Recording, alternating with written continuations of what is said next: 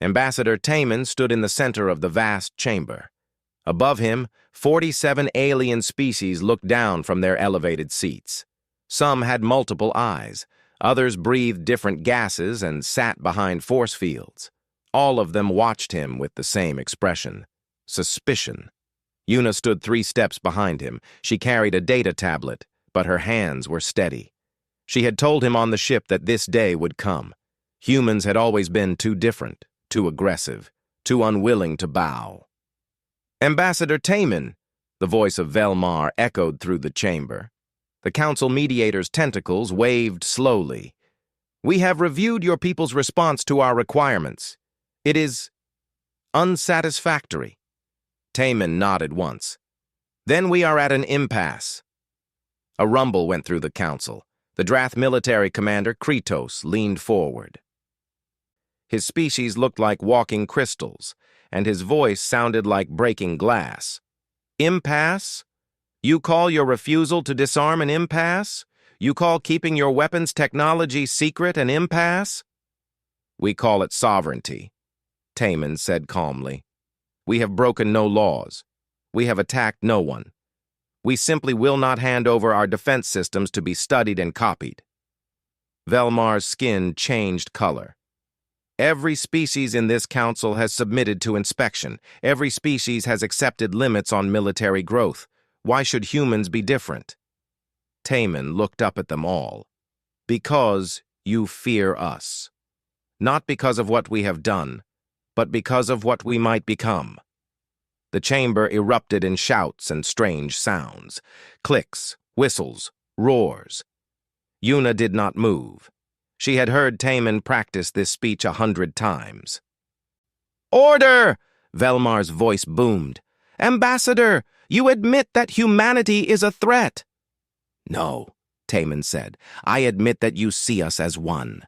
There is a difference. We have followed every rule. We have paid every tax. We have contributed to council defense. But it is never enough. You see us building colonies and call it expansion. You see us training soldiers and call it militarization. You see us protecting our technology and call it secrecy." Kretos stood. His crystal body reflected the chamber's lights. "Because humans are dangerous. Your species conquered your entire planet in a few thousand years. You went from primitive tools to faster-than-light travel in 1 century. 1 century! It took my people 15,000 years." "And that frightens you," Una said quietly. But in the silent chamber, everyone heard. Velmar's tentacles went rigid. "The advisor will not speak out of turn." "Let her speak," Taman said. "She has wisdom the council needs to hear." Una stepped forward. She was small compared to most species here. Human women often were. But her voice was clear. "We know what you are going to demand. Total inspection of our military, limits on our colony expansion, restrictions on our research, officers from other species in our command structure. You want to control us because you cannot understand us." "You are 1 species among 47, Velmar said. "Why should you be exempt from rules that keep the peace?" "Because your rules are not about peace," Taman answered. "They are about control, and we will not be controlled." The silence that followed was heavy. Finally, Velmar spoke. "Then the council has no choice. We vote on Resolution 447. Humanity will either submit to full council oversight, or you will leave council space, all human worlds, ships, and stations. You have 6 months." Taman expected anger, threats. Instead, he smiled. It was a small smile, but every camera in the chamber caught it. "The vote," he said, "is unnecessary. Humanity accepts exile." The chamber exploded in noise again, this time in shock. "You accept?" Velmar's tentacles curled in confusion. "We do. We will be gone in 3 months. All human vessels, all human citizens who wish to leave. We will take nothing that belongs to the council. We will pay our remaining debts. And then you will never see us again." "Where will you go?" Kretos demanded. Taman looked at the star map projected in the chamber's center. He pointed to the dark area beyond council borders, the unexplored regions. the dangerous zones where ships disappeared and strange signals came from. "There," he said. "That's suicide," a alien council member hissed. "Nothing survives in the dark zones." "Then you have nothing to fear from us," Yuna said. 3 months later, the last human ship left council space. Millions of vessels moved in perfect formation. Colony ships, military destroyers, science stations, cargo haulers, all of them heading into the dark. On the council's border stations, aliens watched them go. Some felt relief, others felt a strange unease. Ji-won stood at a window on the border station. She was old now, and she had chosen to stay. Her family was here. Her life was here. But she watched the ships leave with tears in her eyes. A young Drath officer stood beside her. "Your people are making a mistake. They cannot survive out there." Ji-won shook her head. "You don't understand humans. We are not running away. We are going somewhere you cannot follow. And one day, you will wish you had treated us as friends instead of threats." "That sounds like a threat," the officer said. "No," Ji-won said, watching the last ship disappear into the dark. "It is a prophecy." Behind them, on the council homeworld, celebrations began. They had removed the human threat without war. They had protected their civilization. They had won. But in his private chamber, Minho, a young Drath historian, recorded the day's events. He wrote, "Today, we exiled humanity. We believed we were strong. We believed we were wise. I fear we were neither. Time will tell what we have truly done." He sealed the record and filed it away. No one would read it for 150 years. 50 years had passed since the last human ship disappeared into the dark zones. The Galactic Council had prospered. Human colonies were divided among the member species. Human trade routes became council highways. Human space stations were repurposed. Minho was no longer young.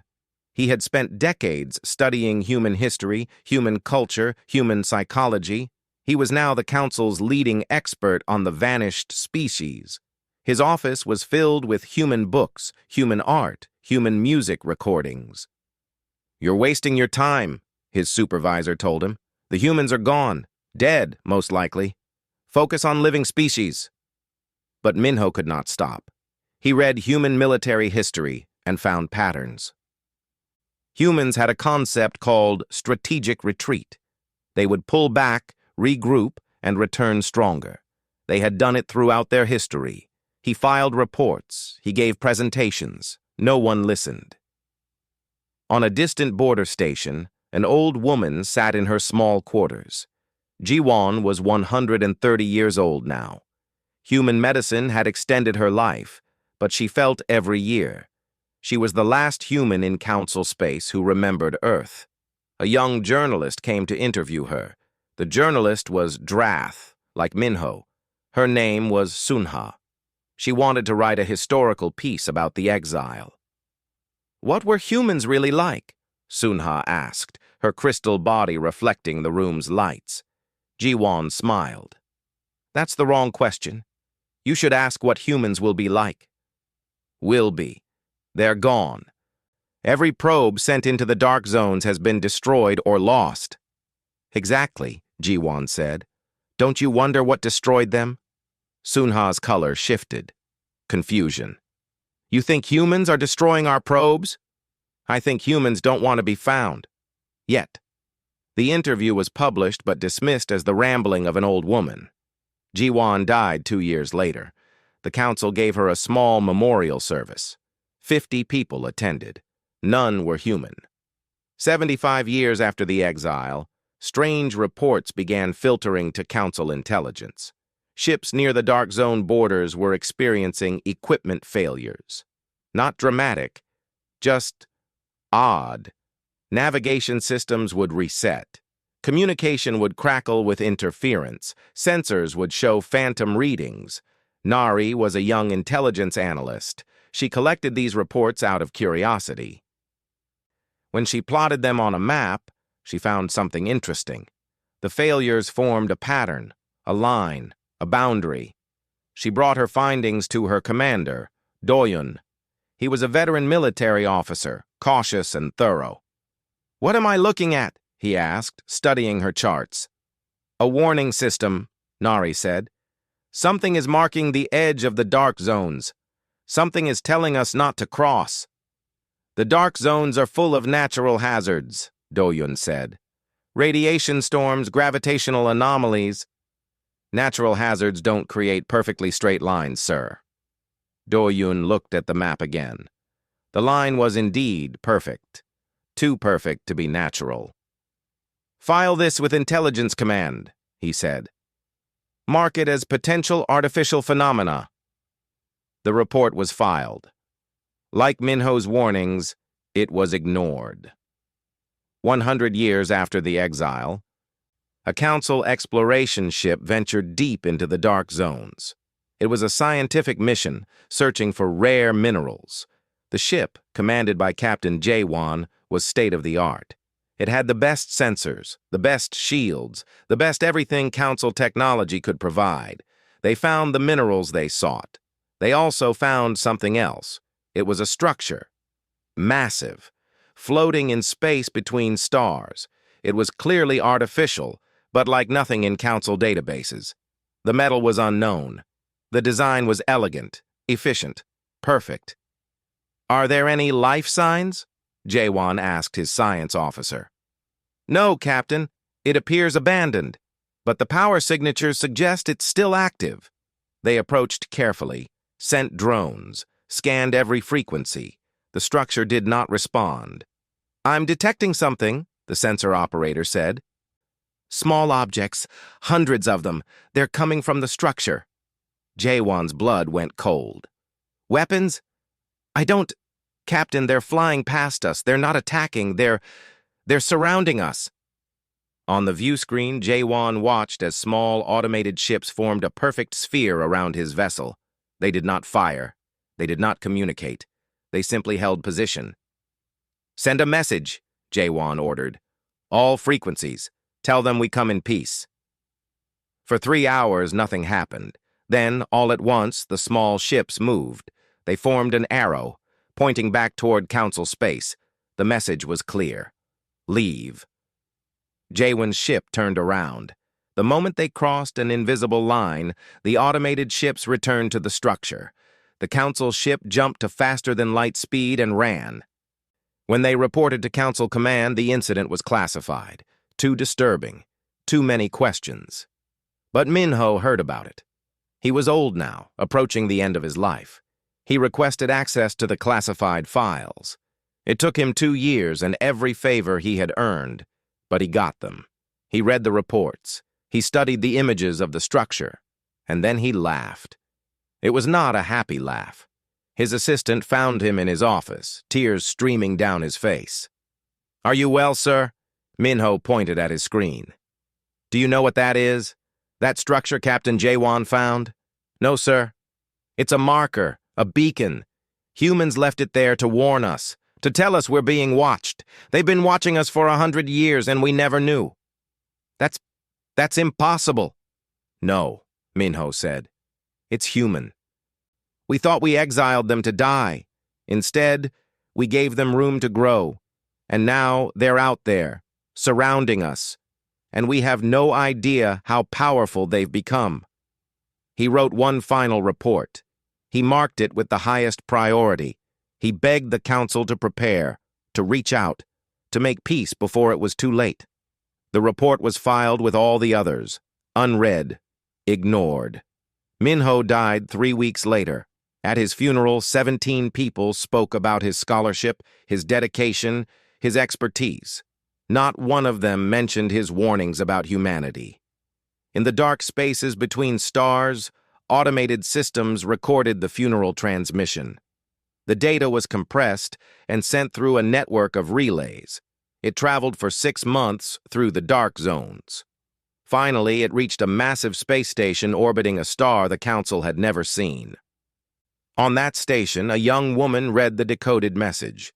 Her name was Yeonbi, and she was the great-great-granddaughter of Ambassador Taemin. She sat in silence for a long moment. Then she pressed a button on her console. "Mother," she said, "we need to convene the assembly. The council has lost another one who understood. Time is running short." Far away, in the heart of council space, sensors detected a massive energy surge in the dark zones. The surge lasted 3 seconds, then vanished. Every analyst who saw it assumed it was a sensor error. They were wrong. It was a signal, a call to gather. Humanity was waking up. The cargo ship Bright Horizon never sent a distress signal. One moment it was traveling through a busy trade route. The next moment, it was gone. No debris, no radiation signature, no trace. It was the first of many. Over 6 months, 12 ships disappeared, all in the same region of space, all without warning. The council tried to keep it quiet, but rumors spread. Pirates, some said. A new spatial anomaly, said others. A few whispered about ghosts. Commander Doyen did not believe in ghosts. He believed in evidence, and the evidence troubled him deeply. "Show me the pattern again," he told Nari. She was still his analyst, now more experienced and more respected. Nari projected the star map. Red dots marked where ships had vanished. "They form a corridor, sir, from the edge of the dark zones through council space toward the core worlds." "What would need a corridor?" "Something large, sir. Something that doesn't want witnesses." Doyen studied the map. "Increase patrols in this area. I want sensor buoys every 10 light years. If something moves through there, I want to know." The sensor buoys detected nothing unusual, but 3 more ships disappeared. Captain Jaewon had retired after his encounter with the mysterious structure, but when Doyen asked him to lead a survey mission, he agreed. Some mysteries demanded answers. His new ship, the Seeker, was smaller than his old command. Faster. Built for investigation, not combat. His crew numbered only 20. They found the pirate base by accident.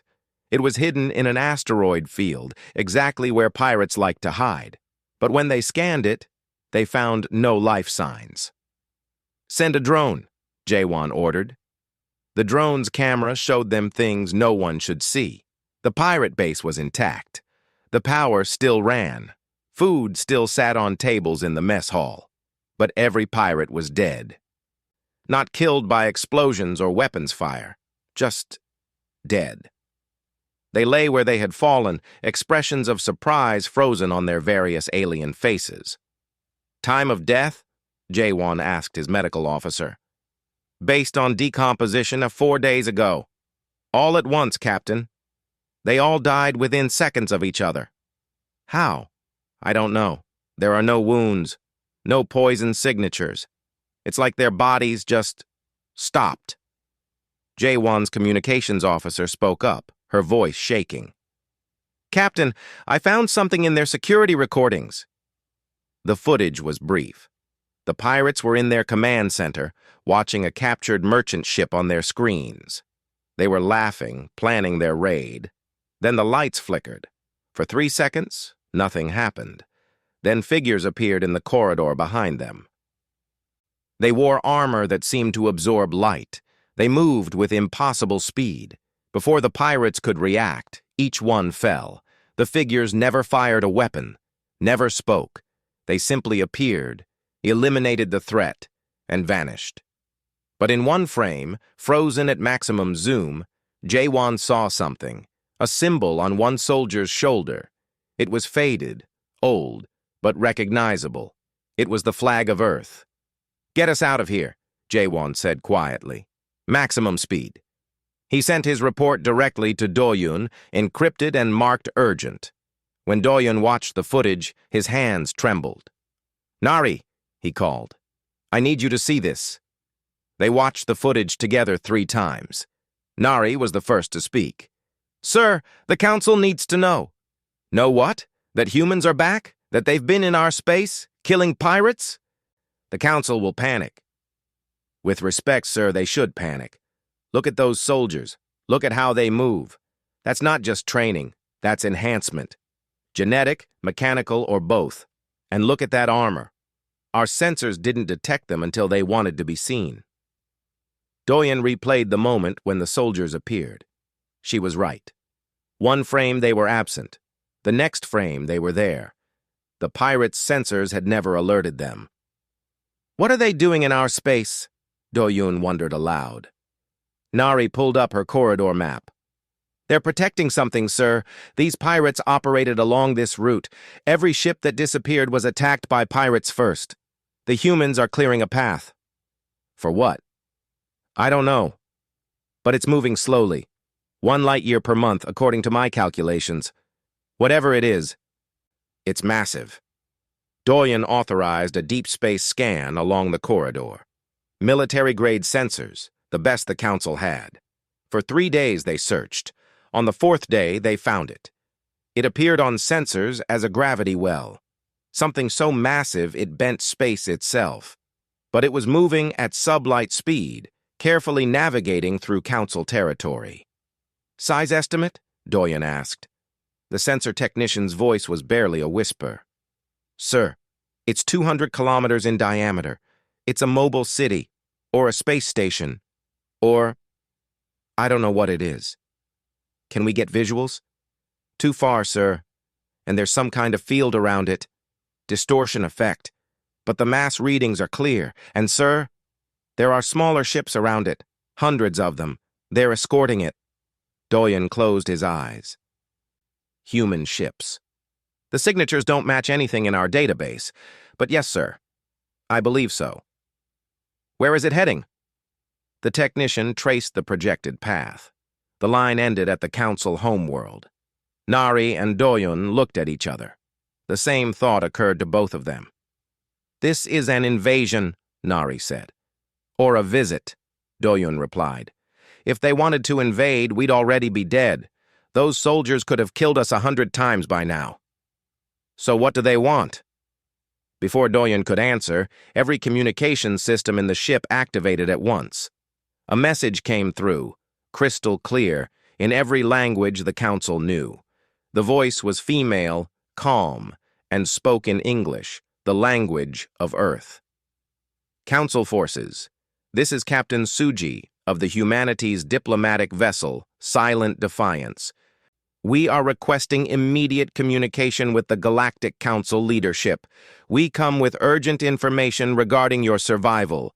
You have 48 hours to respond. We hope you will be wiser than your ancestors." The message repeated 3 times, then stopped. Doyun's crew stared at him. He stared at the communications console. "Sir?" Nari asked. "What do we do?" Doyun took a deep breath. "We tell the Council that the humans are back, and they're not asking for permission anymore." On the Council homeworld, emergency sessions were called. Alarms sounded. Military forces mobilized. Panic spread through the government like fire. But on the human vessel, Silent Defiance, Captain Seokjin stood on his bridge and watched the Council's frantic movements with patient eyes. "Will they listen?" Suji asked him. "Eventually," Seokjin said, "fear is a powerful teacher, and they are about to learn they were very, very wrong about humanity." Behind them, through the massive view screen, the enormous structure continued its slow, inevitable path toward the heart of Council space. It had taken 150 years to build. It carried 3 million humans and the hope of 2 civilizations. Its name was Testament, and it was coming home. The Silent Defiance appeared in orbit above the Council homeworld without warning. No jump signature, no energy buildup. One moment the space was empty. The next moment, a ship hung there like it had always existed. It was not large by warship standards, perhaps 300 meters long, but its design was beautiful and terrible. Smooth curves met sharp angles.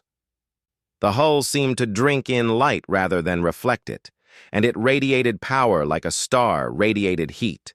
Every weapon on the planet locked onto it. Every shield activated, every soldier prepared. The ship did nothing. It simply waited. In the Council chambers, panic ruled. Velmar, now ancient and near death, called for immediate destruction of the vessel. Kratos, also old, urged caution. "We don't know what weapons it carries," Kratos said. His crystal body had dulled with age. "If we attack and fail, we show weakness. If we do nothing, we show fear." Velmar's tentacles thrashed weakly. A younger counselor stood. "A message is coming through." Captain Seokjin's face appeared on every screen in the chamber. He was young, perhaps 30 in human years. His uniform was simple but elegant, black with silver trim. On his shoulder, the flag of Earth. "Greetings, Galactic Council," he said in perfect council standard language. "I am Captain Seokjin of the human diplomatic vessel Silent Defiance. I request an audience with your leadership, not as a supplicant, not as a threat, but as a courtesy between civilizations." "Courtesy?" Velmar's voice cracked. "You invade our space, you kill our citizens." "We have killed no citizens," Seokjin interrupted calmly. "We have eliminated pirates who attacked merchant vessels. We have cleared a safe path for our transit. We have violated no council laws, as we are not council members. You expelled us, remember?" The chamber fell silent. "I will beam down to your chambers alone," Seokjin continued. "Well, not alone. My diplomatic officer Suji will accompany me. We are unarmed. We request 1 hour of your time. After that, we will leave and never return. Your choice." The screen went dark. "It's a trap," Velmar said. "Perhaps," Kratos replied. "But if we refuse, we learn nothing, and that ship could leave and return with an armada. At least this way, we hear what they want." The vote was close, but curiosity won over fear. 20 minutes later, 2 pillars of light appeared in the chamber's center. When the light faded, 2 humans stood there. Captain Seokjin looked exactly as he had on screen. Suji was shorter, a woman with sharp eyes and a calm expression. Both wore the same black uniforms. Neither carried visible weapons. They looked around at the 47 species arranged above them. Seokjin smiled slightly. "It's smaller than I imagined," he said. "Ambassador Taman made it sound very grand in his journals." "You read the journals of the exile?" a counselor asked. "We read everything," Suji said. "Every message, every law, every debate from that day. Taman was my great-great-grandfather. I wanted to understand what happened." A murmur went through the chamber. Velmar spoke, his voice hoarse. "What do you want, humans?" "To save your lives," Seokjin said simply. He gestured, and a holographic display appeared above his hand. It showed space, stars, galaxies, and between galaxies, something dark, something vast. "This is a harvester swarm," Seokjin explained. "It is a collection of machines, billions of them, that consume all biological matter in their path. They break down planets, ships, space stations, everything. They convert it to energy and more machines. They have been traveling through intergalactic space for millions of years." The display showed the swarm moving. Where it passed, stars went dark. "And it's coming here," Suji said. "It will reach council space in 9 years.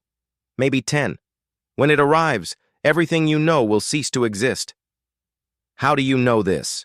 Kratos demanded. "Because we've been fighting them for 50 years, Seokjin said. The display changed. It showed human ships, hundreds of them, fighting against a swarm of machines so numerous they blotted out the stars. The battles were violent and desperate. When we left council space, we went into the dark zones, Suji explained. We found other civilizations there, refugees, survivors. 17 different species, all fleeing the swarm. They told us what was coming. They told us nothing could stop it. We didn't believe them, Seokjin said. Humans are stubborn that way. So we studied the swarm. We analyzed it. We tested weapons against it. We learned. The display showed human weapons, energy beams that split into fractals, missiles that phased through space, shields that bent reality itself. We lost 11 colony worlds learning how to fight them. Suji's voice was soft. 4 million humans died, but we learned. Then why come here? Velmar asked. Why warn us? We exiled you. We cast you out. Seokjin and Suji looked at each other. Seokjin spoke first. We debated that question for 10 years. The Human Assembly voted 3 times. Should we warn the Council? Should we protect our former enemies? Or should we let you face your fate alone? It was close, Suji added. Very close. Many humans remembered the exile. They remembered the insults, the suspicion, the fear you showed us. They wanted justice. But not revenge, Seokjin said. That's not who we are, not who we became. In the dark zones, we found something, purpose, unity. We built a civilization based not on fear of others, but on hope for ourselves. And that civilization decided that saving lives mattered more than old grudges. He waved his hand, and the display changed again. It showed a massive structure, the one Doyun's forces had detected. This is Testament, Seokjin said. A mobile defense platform, 200 kilometers in diameter. It carries enough weapons to hold off the swarm for months, maybe years. We've been building it for a century. We brought it here as a gift. A gift? Velmar's tentacles went rigid. Why? Because the swarm doesn't care about politics, Suji said. It doesn't care about council laws or human pride. It only cares about consuming. And if the council falls, the swarm gets stronger. Strong enough to threaten human space. We need you to survive. Not for your sake, for ours. Kratos stood. His old crystal body creaked. What do you want in return? Alliance, Seokjin said. Not submission, not apology. Just alliance. We will help you build defenses. We will share our technology. We will fight beside you. In return, you treat us as equals. The one thing you refused us 200 years ago. And if we refuse? Velmar asked. Seokjin's expression didn't change. Then we will take Testament and defend our own borders. You will face the swarm alone, and in 10 years the Galactic Council will be a memory. Your choice. He gestured again, and a final image appeared. It showed Ambassador Taman, old and gray, sitting in a chair. It was a recording made years ago. Taman's voice filled the chamber. If you are watching this, then my descendants have returned to council space. They came because something threatens you, something worse than politics or pride. I want you to know that we left not because we feared you. We left because you feared us. You feared our potential, our growth, our refusal to be limited by your comfort. The recording continued. We went into the dark not to hide, but to become what you always feared we might be. We became strong. We became advanced. We became dangerous. But we also became wise, and wisdom teaches us that strength without compassion is tyranny. We could let you fall. We could watch you die and feel justified, but that would make us no better than the fears you had of us. Taman leaned forward in the recording. So my children offer you something I never could. A second chance. Accept them as equals and survive. Reject them and perish. The universe is cruel, but it is also simple. Choose wisely. The recording ended. The council chamber was absolutely silent. Finally, a young counselor stood.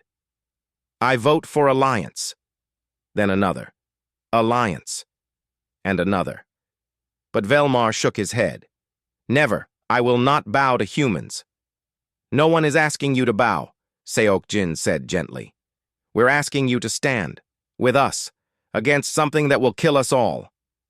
The vote took 3 hours. In the end, 29 species voted for alliance. 18 voted against. It was enough. Seokjin bowed. Then we have work to do. The swarm waits for no one, and neither will we. The council was broken, not destroyed but divided. 29 species had voted to accept human help. 18 had refused, calling it surrender to an ancient enemy. They packed their things and left council space, heading to distant colonies, swearing they would never bow to humans. Velmar was among them. The old mediator left without ceremony, his tentacles gray with age and bitterness. He died 6 months later, never seeing what came next. But Kratos stayed. The old crystal warrior was tired, but he was also wise enough to know when pride became poison. "I was there when we exiled you," he told Seokjin one day, as they stood looking at Testament through a viewport. "I voted for your removal. I thought we were protecting the council." "You were," Seokjin said, "just not in the way you imagined." 3 days after the vote, the man named Jinho arrived. His ship was so large it had to park beyond the planet's moon. When the sensors measured it, military officers went pale. The ship generated its own gravity field. It carried enough weapons to sterilize a dozen worlds, and it moved through space like it was dancing. Jinho himself was old, perhaps 70, with gray hair and laugh lines around his eyes.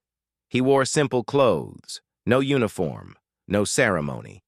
He walked into the council chambers like he owned them. "Hello," he said cheerfully. "I'm Hyun Jinho, Chancellor of the Earth Federation. Sorry I'm late. Had to come from the other side of the galaxy.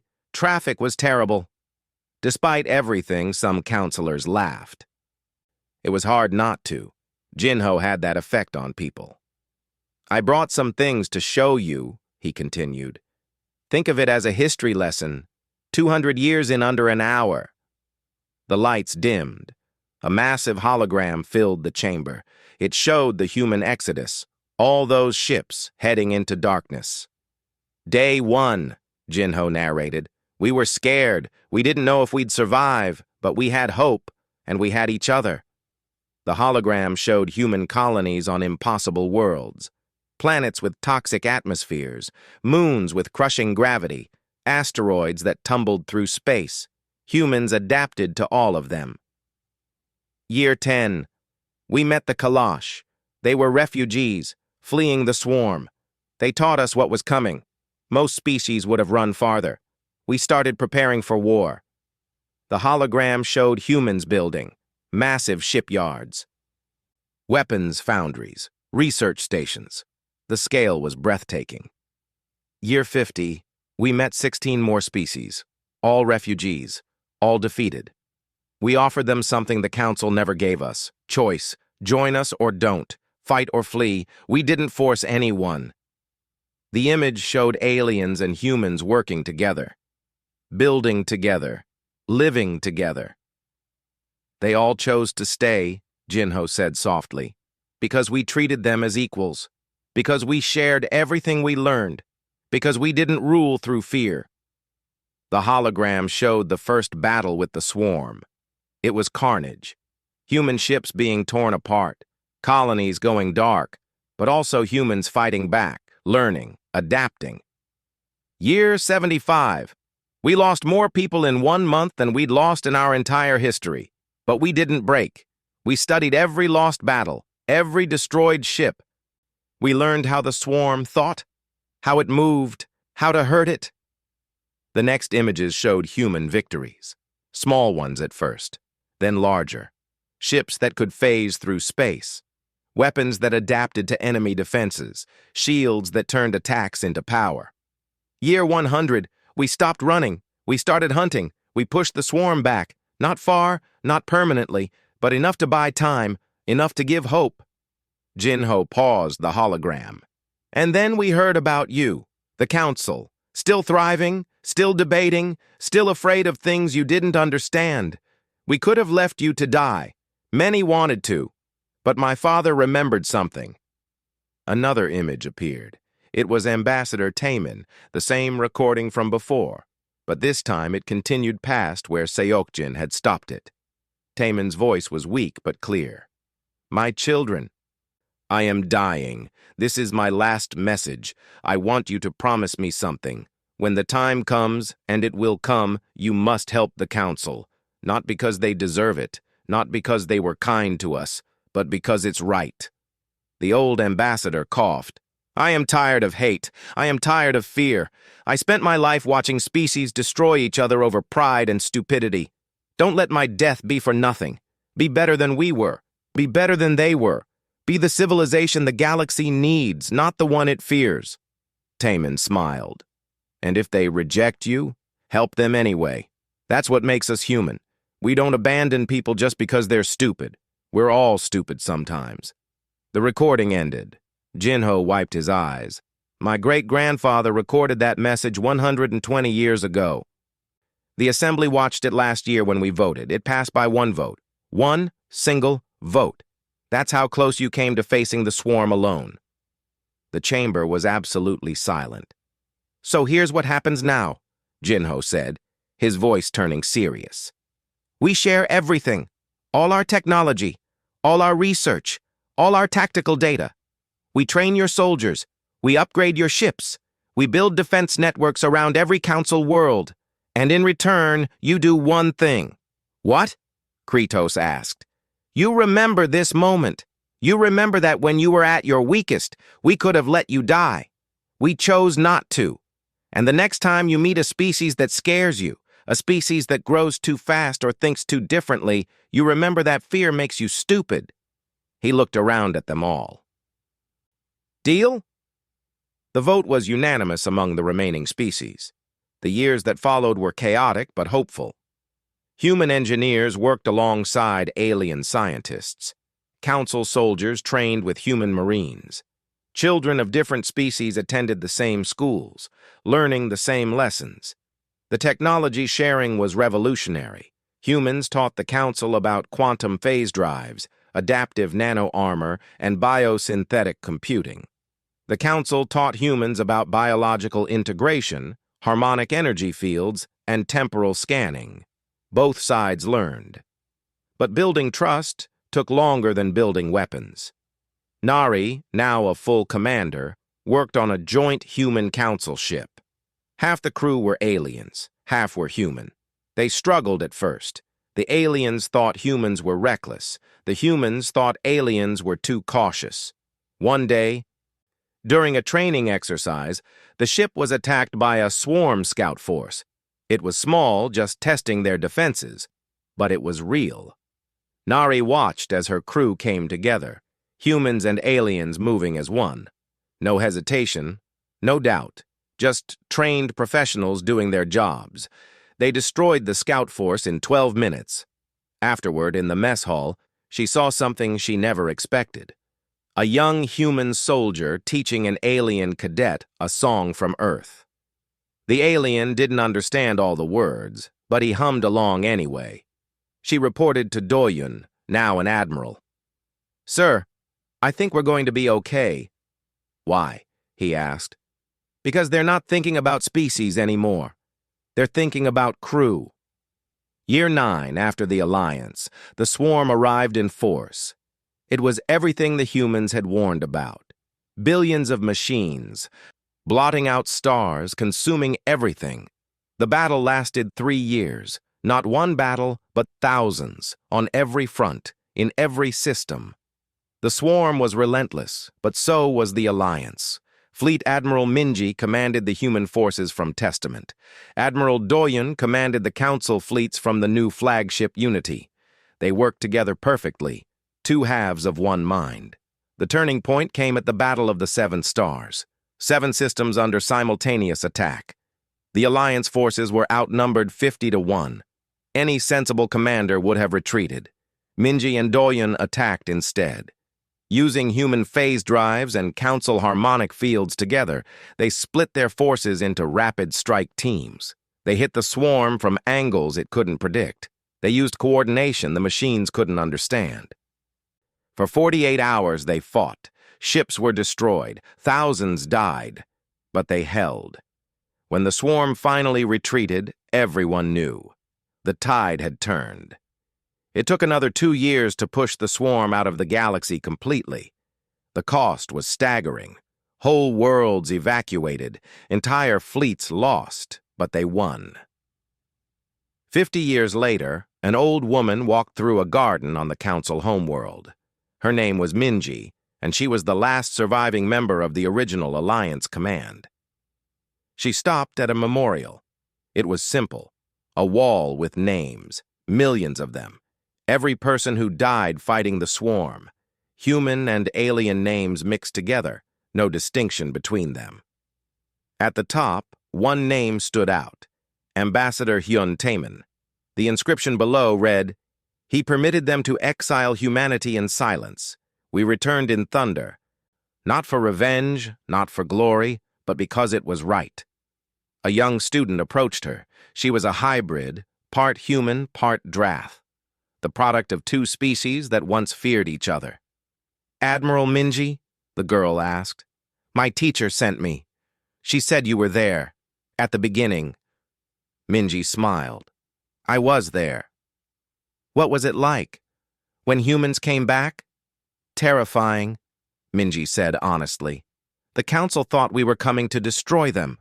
We thought they'd reject us and doom themselves. Everyone was scared." "But you weren't enemies."